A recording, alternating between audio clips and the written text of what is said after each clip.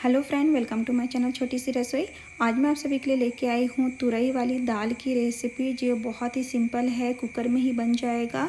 और ये दाल चावल के साथ में सब्जी की भी ज़रूरत नहीं पड़ेगी और आप इसे रोटी के साथ में भी इंजॉय कर सकते हैं।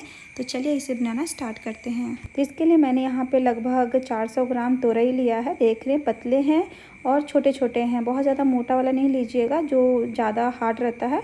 इसके ऊपर के छिलके को हम निकाल लेंगे, उसके बाद हम इसे धो लेते हैं। तो सभी को मैंने छील लिया है, धो लिया है और इसके ऊपर नीचे वाला जो पार्ट होता है उसको हम निकाल देंगे।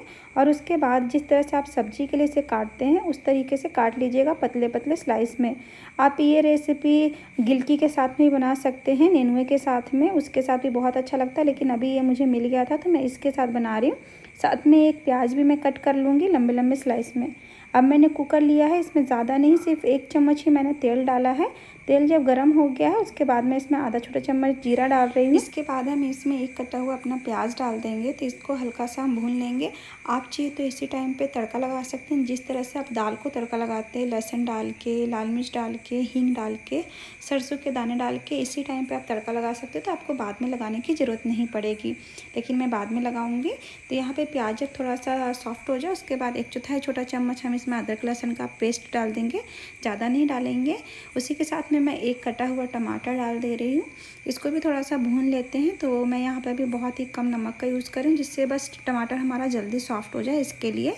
और हल्दी मैं डाल रही हूँ आधा छोटा चम्मच के आसपास।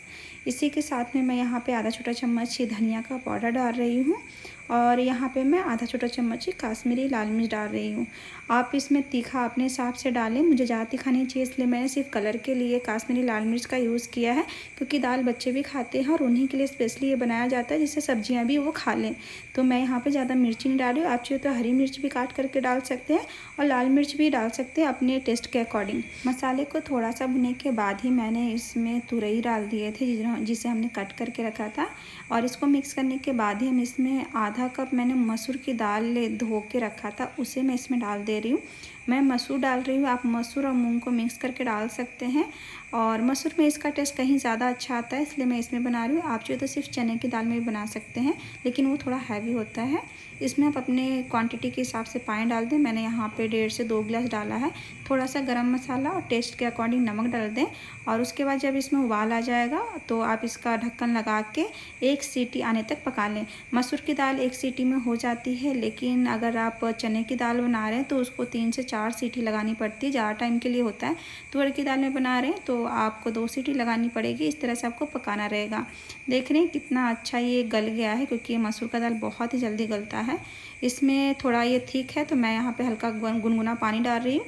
साथ में मैं इसे एक उबाल आने तक गैस पे पका भी लूँगी, जिससे अच्छे से ये फिर से पक जाए, मतलब कि पानी जो हमने डाला था वो खौल जाए।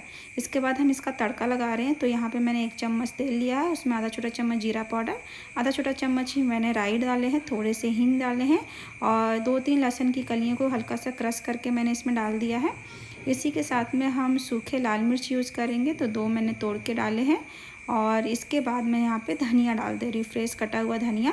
इसको हम मिक्स करेंगे।